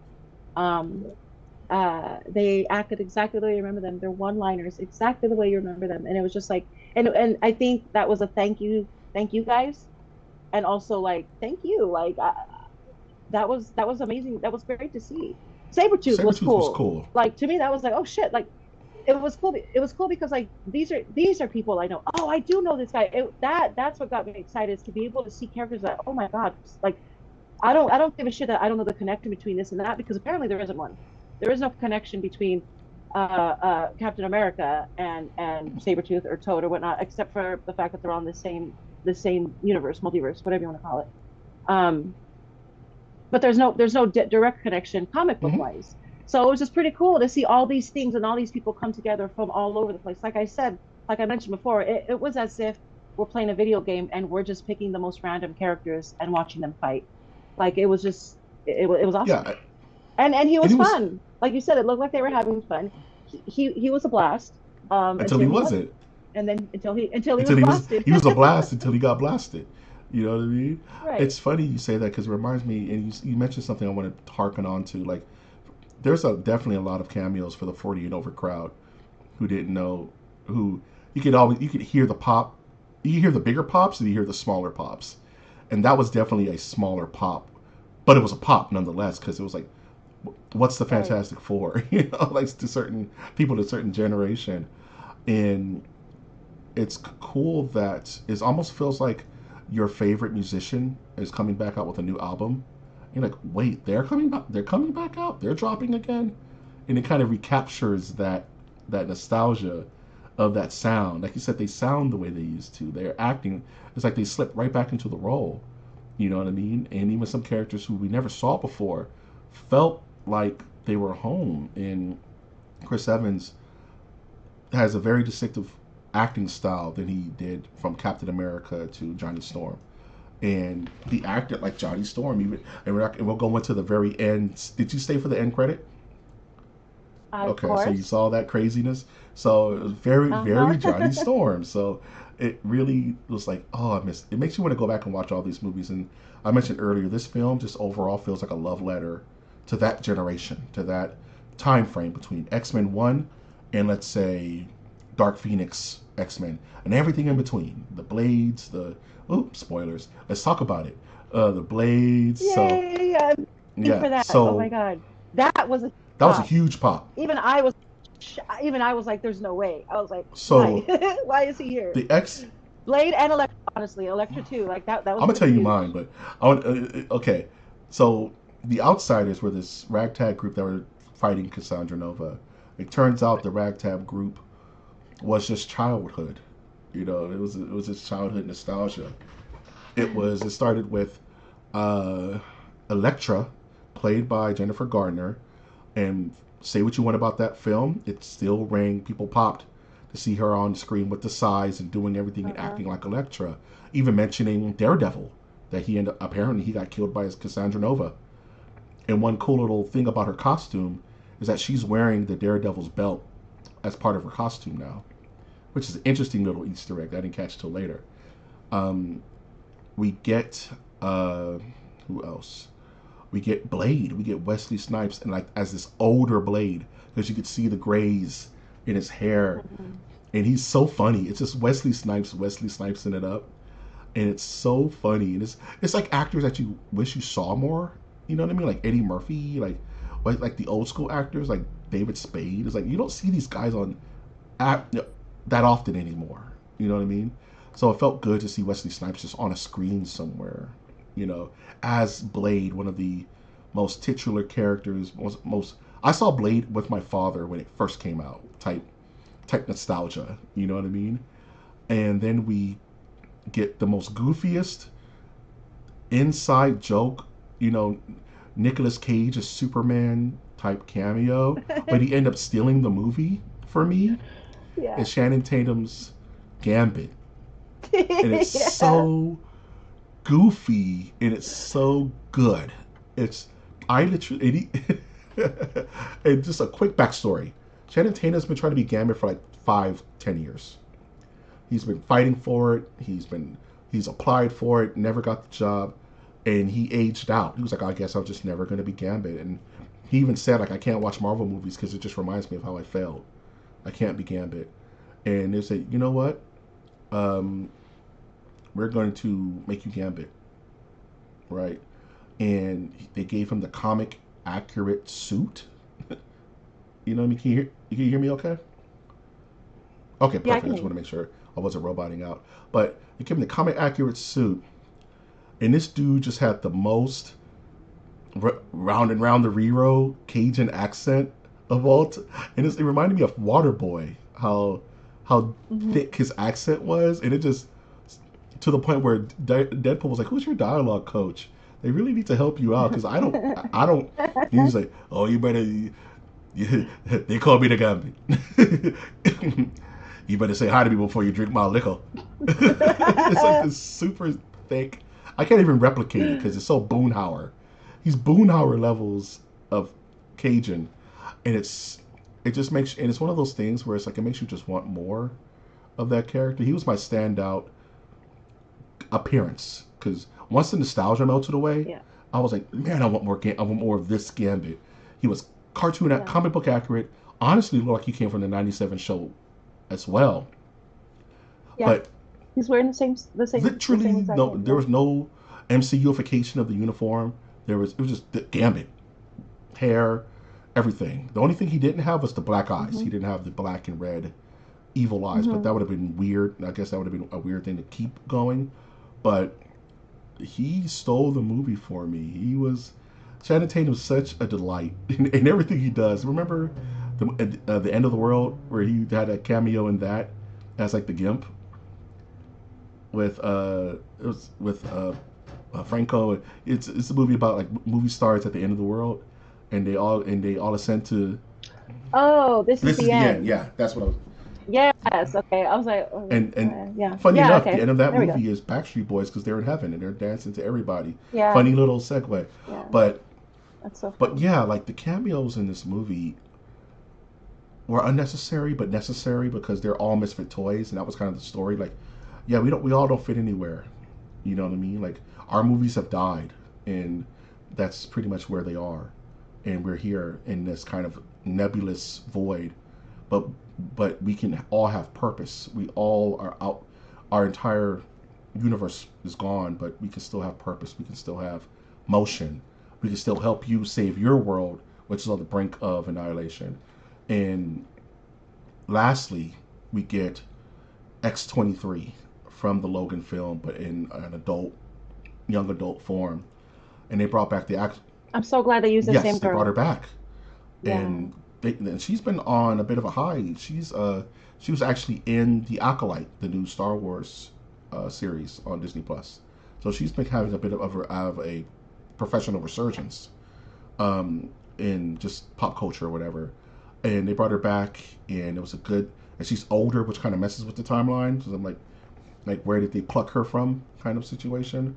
But she was sort of like the unspoken leader of these ragtag groups, and she's a Wolverine, and it made it so she didn't know this Wolverine, and this Wolverine didn't know her.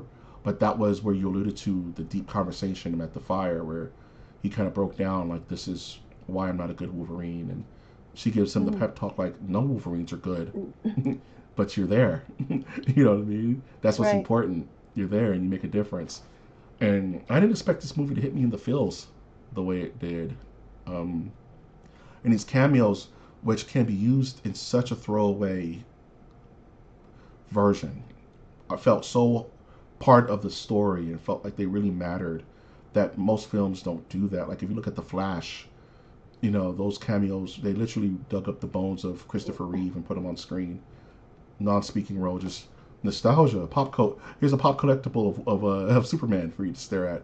But no, these characters had action and function, and when they got out of the minivan, the Odyssey, and rode up as a complete unit and had that giant fight scene at the Ant Man, it gave Hmm. me goosebumps. I was like, this is cool. Hmm. This is just Yeah.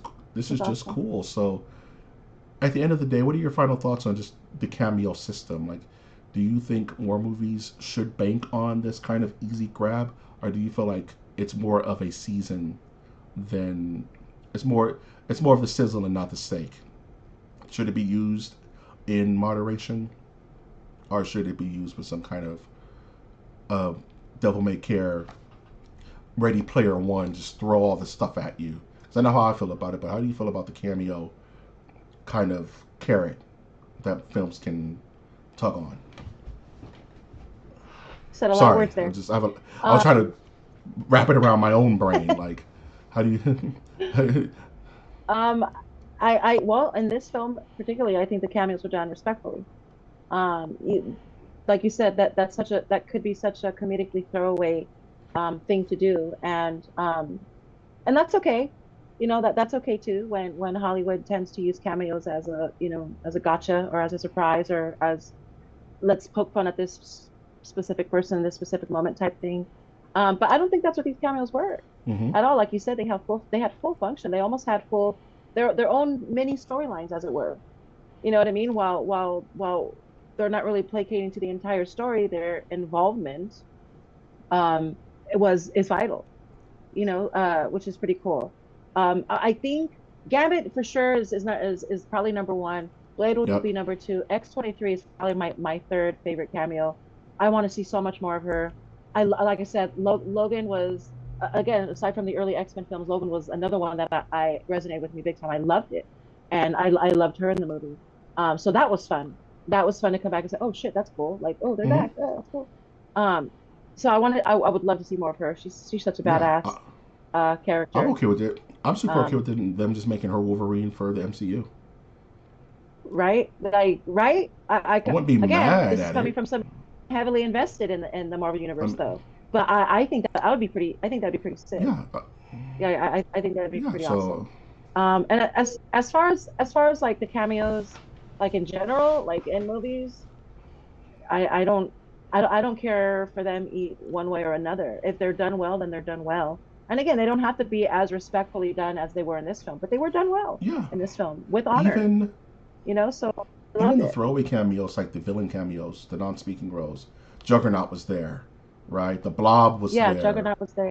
You know what I Yeah, mean? Lady Deathstrike was there. Villains.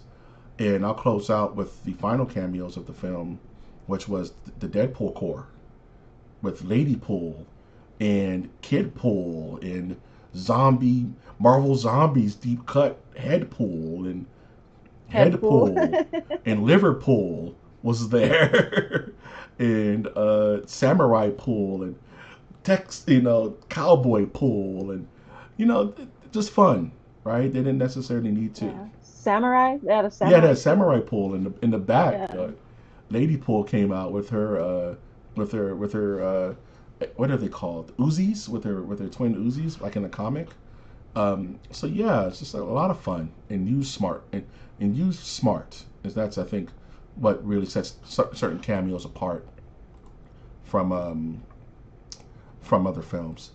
And lastly, let's talk about the ending. Let's talk about how this film closed out and the MacGuffin, like you mentioned earlier, the return of Cassandra Nova that kind of fell a little flat, where I didn't really, if I was to give another critique, I didn't really care for her reinjection into the film because it felt like they left her on a good mhm, place. Where yes, I'm super evil and I want to kill everything, but you dudes did me a solid, so I'm gonna give you a pass. Get out of my, like get out of my state. Don't come that, like mhm, I'm gonna give you a pass. And I was like, okay, they kind of made Cassandra a bit warmer than she was in the comics, but nope, she changed her mind. She said, no, I'm just gonna destroy the entire multiverse. So all that's left is the void, and you guys get to chill with me. mhm, And I'm like, okay. I mean, if that was her initial plan from the beginning, I would have bought it a little bit more.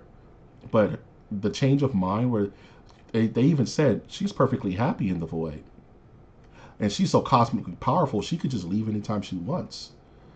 So mhm, we're not gonna wake the bear, so to speak. That's what the TVA's assessment of her character was. But she said once you guys started playing in my backyard, you broke the rules, and now I'm going to break them too. So I'm just going to break everything, which I get, but that's so flighty. But that's her character. Remember when they were trying to put the mhm. Juggernaut helmet on her, and they're like, "Why are you like this?" She's like, "I don't know. Like we're trying to help you. You're going to kill us." Yes, I am. The second this goes off my head, I'm going to explode to Yeah, both of you. She's like, "We're trying to help you. Why are you yeah, like this?" I just am. Like you said, I'm just evil. I'm just a bad yeah. guy. Um, but what was your feeling about the way this movie wrapped up? And they even do a thing where Deadpool is like, "All right, guys, hold up. This is the last arc of the movie. Just a little bit longer. We're almost home." He kind of relaxes the crowd. But what were your thoughts about the ending of this film?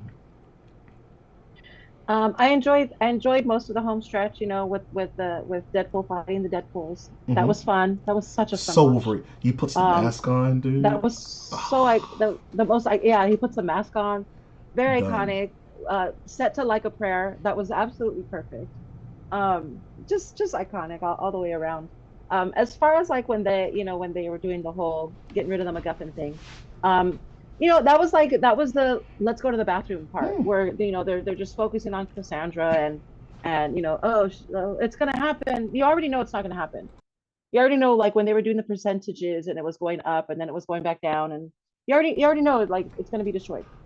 Like it's not like that wasn't a nail biter Right. scene to me. It None had of no it. stakes. It felt Um, like it didn't have any stakes, as you for knew what sure. was going down. You know. For sure.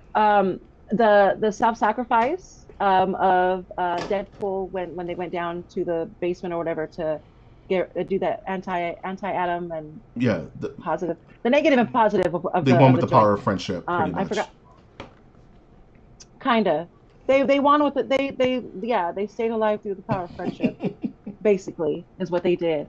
But I thought it was pretty cool. Like I really did like that self-sacrifice scene where it reminded me of a scene from another film. I can't remember which one at the moment, but I think it's a Yeah, comic book movie Guardians of too. the But Galaxy. anyway, so he closes the door. Guardians of the Galaxy. He does the old switcheroo, and he's in there, and Wolverine's like, oh, blah blah blah. Hey, come on, bud. Come on, bub. And then and then eventually, yeah, and then eventually, they both go in. Their powers when their powers Hmm. combine, they go in. They do the thing, and it doesn't really need explaining. Like they're both self healers, so I can't imagine what it's like to hold on to your brother and like generate its own healing type force, which essentially destroys Yeah. the machine. Hmm. And everything involved and around it, Cassandra and whatnot. Um, I thought it was a pretty cool ending. Again, a predictable one that you expect, right? One I expected Yeah. anyway. Played out well. I think Paradox's portrayal in this movie was He's fun too. hilarious. I liked him. I enjoyed him very much as a character. I enjoyed him at the end playing stupid about the whole thing. He's like, fuck. I thought that was pretty. Yeah, I thought that was pretty fun.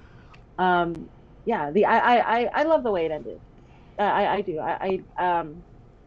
The only gripe I would have is that like they really didn't really need to bring Cassandra back because they were going to destroy the machine anyway. That was the whole purpose. They were going to destroy it or find a way to adjust the multiverse anyway. Hmm. So she was an unnecessary Yeah, flaw yeah, to same me. here. I agree. I think if they would have made Paradox the big bad, which he should have been, he's he He should have should have been been. the primary catalyst of stopping them on using the machine. But he doesn't have power, so that's not fun.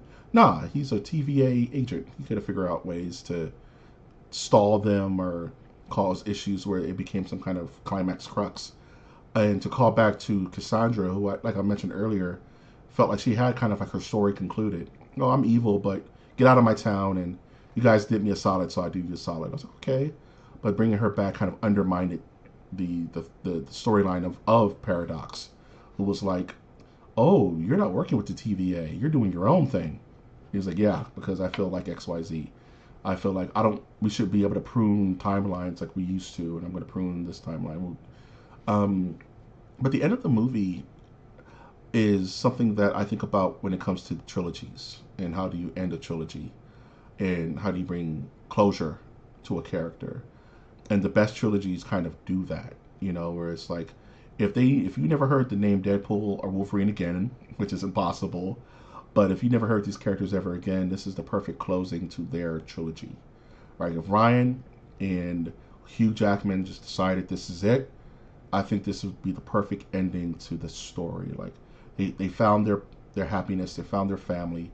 Wolverine ended up not living, but chilling with Deadpool, and they got Laura to chill with them Right. as well. And they're all one big happy family of misfit toys. You know what I mean? And it just Deadpool found his place in the grand scheme of things. And I think that once, like I mentioned earlier, I think this ending with that fight scene with Wolverine dropping the mask and going into Berserker Barrage and doing Marvel vs. Capcom moves with a steady cam, old boy style fighting sequence against all these Deadpools. just for baby Deadpool to laugh at them because they're Deadpools, they can't die. So all that work was for nothing. And they all just came back like it was nothing. I think that's so comedic. Hmm.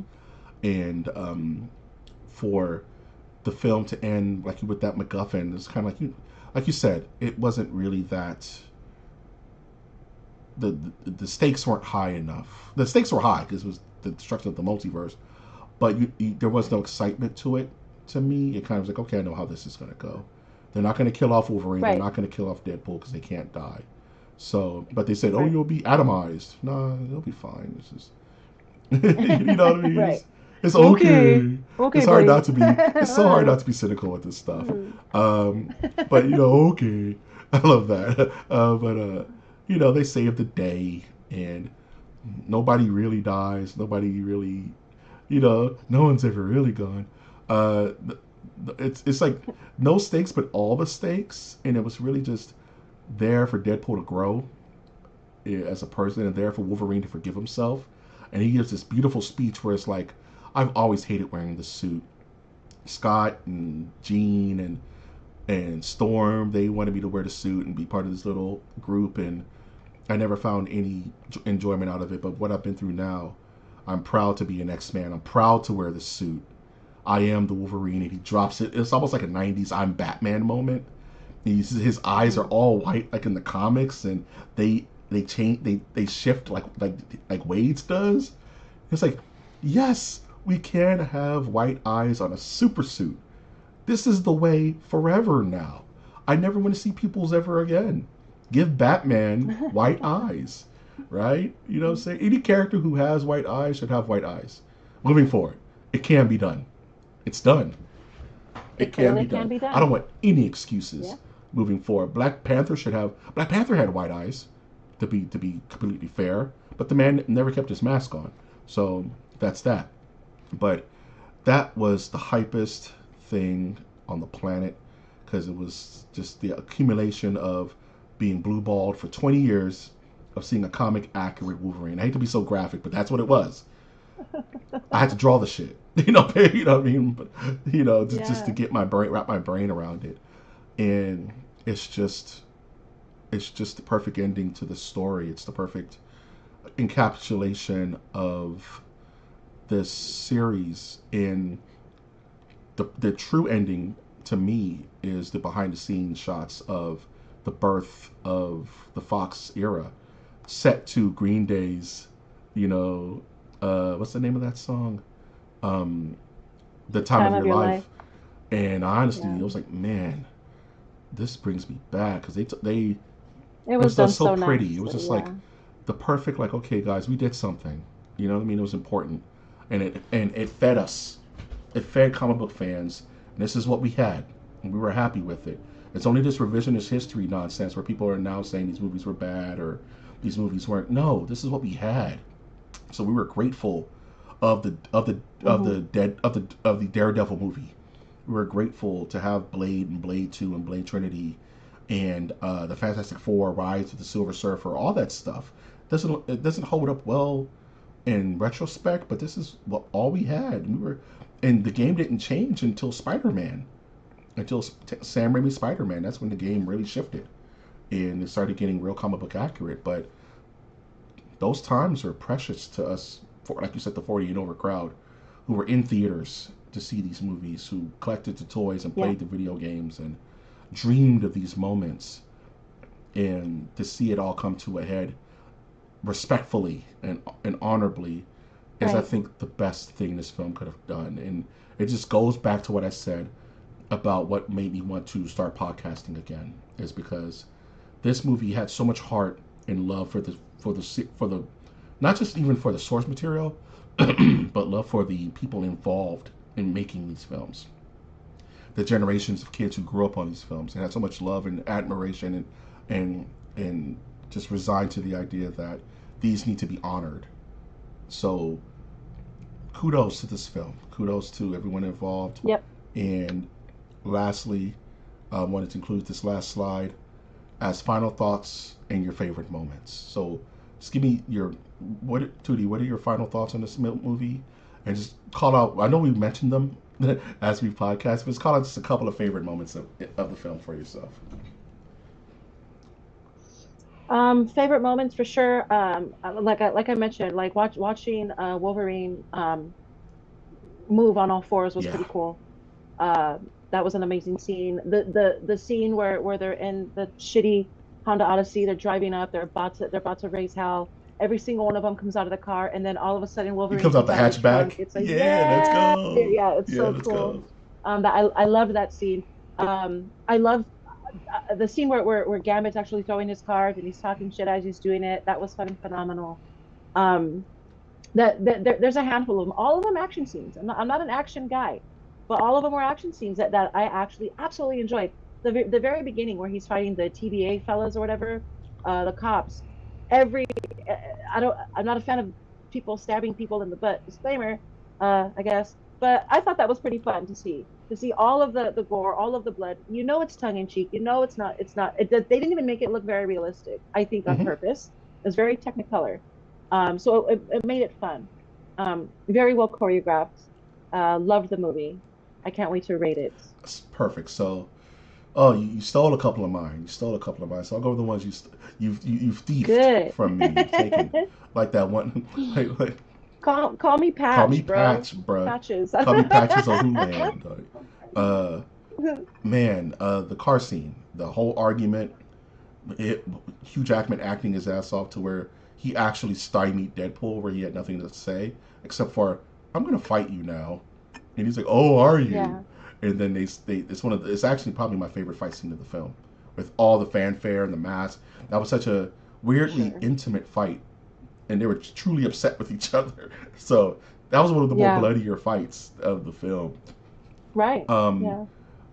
Other than that, definitely the roll up scene, Gambit getting loose and like doing his whole little card thing where he like flips out the cards and, ooh, I'm gonna make a name for myself today. You better tell him what happened today. He was like, yeah, let's go, Gambit, let's go. Man, he was getting man. That scene was too real. Like I mentioned earlier, the Wolverine tryouts was one of my favorite scenes in a long time. Just seeing the different versions of paying homage to Wolverine, so to speak. Um, getting to see X-23, uh, getting to see Laura Kinney get active in her scene and seeing her putting the glasses on like in Logan. That little Yeah. That was that little cool. Yeah. callback. Um, Yeah. Funny enough, really the mask suit up scene was really important because that's been a long time. He never wore his mask in 20 years. He never wore the iconic Wolverine mask. He finally put it on and it looked great. That kind of made my nerd chest beat a little bit faster. And I think lastly, my favorite scene is really the heart to heart that he has with X-23. It was like I'm an all action, so for like I said, I didn't expect to get hit in the feels with this movie, but them Hmm. having a heart to heart, like you're not my Wolverine, but you are Wolverine, and Wolverines aren't the good guy. Wolverine was never a hero, but he was a hero. Right. But he was there, and he was present, and he fought for what he believed in. And that's what made Wolverine special, and that just speaks to the character so much. Like you said, the '90s cartoon, he wasn't a good guy. He wasn't a Boy Scout like Cyclops was. He was always leaving. Right. He was always getting arguments with them, always fighting, always running off to do his own thing, But at his heart, he was still a good people. You know what I mean? And when Hmm. it came down to it, he was there for you. And I guess this Wolverine's biggest problem was is that when it came down to it, he wasn't there. I don't, and if they got broke off like that, I don't know what much he could have done to save the day. You know what I mean? If you defeat Storm, Jean Grey, Right. Cyclops, there had to be some pretty powerful heavy hitters to clear the X-Men like entirely, Right. and but he regrets that, and him having that full around catharsis of I can move past that. And okay, final thought is the the TVA manager. She's in Loki season 2 and Loki season 1. She's the African American lady at the end of the movie, and Hugh Jackman or Hugh Jackman. I'm mixing them together. Logan says, "So can you fix my universe or what?" And she's like, You don't need to fix it. It is that who you are now was created by the actions of that situation, and you grew from that Yeah. pain to then pursue through it and become the hero you are today. So there's nothing to fix. There's nothing wrong with you. And that spoke to like me. Like it spoke to Mike G. Like you're more than just your mistakes. You're more than your past. And even if you could go back in time to fix it, you may be worse, right? You may go back in time to fix Right. that slight, that thing you think you failed at. It may make you a worse person. It may not make you, or make you not as good as you could possibly been Right. living through that trauma, living through that event. So I love that message. You know what I mean? That Me it too. gives all of us that you're not, these negative things that happen to us, we're not defined by them, but add, they do build character. They do build us to be, to live through that, to power through it, and be more than what we are today. So I love that kind of sending home message to those who may feel that way in real life. So those are really my final thoughts on the film. And here we come to the score. So, Tootie Odin of uh, Madripoor warlord Tootie Odin, out of how many claws are you going to give Deadpool and Wolverine out of five? From 0 to 5 claws, how many claws are you going to give it? 0 to 5, I'm going to go with 4. Now, if this was a 0 to 10 scale, I would have gone with an Mm-hmm. 8 though. So, um, uh, and again, not every movie is perfect. To me, this was a very absolutely fun film. Um, and really, it's just I wish I just had more knowledge because there was parts where I was lost, but not lost enough. It really was a very well done film, for sure. And again, it put a nice pretty bow on top of the Deadpool trilogy from beginning to end. That story, this story itself is done and it's done well. So 4 out of 5 claws for Very sure. good. And, we're usually in quite the same unison in these numbers. So I would give it a 4.5 out of 5. Um, Ooh, Only because the only real knocks against this film that I have is really, and this haunts so many movies, is the third act. I feel like the urgency of the situation with Cassandra Nova being re-injected into the actual uh, back into the fray felt kind of, it did a disservice to her character, and also did a disservice to Paradox's character, because I for felt sure. like he could have been more of a bigger bad and been the omnipresent multiversal threat that he should be, rather than take the actual agency out of his hands and put it back in hers. Where I felt like she had her arc where she was best fit in the void. All that said, this is still a 4.5 out of 5 film for me. A resurgence in the comic book movies, which I've been so kind of sad about, so kind of like, there's nothing that's really getting my goat, so to speak, and this kind of reinvigorated my love for comic book movies, reinvigorated my love for the X-Men, and reinvigorated my love for podcasting. To bring us back and to bring back MOTN in a fun and flavorful fashion. With that being said, any final thoughts just in general, Tootie? Any send off to our new YouTube audience, to our Spotify listeners who are subscribed and going to be shocked to see this pop back up on their feed?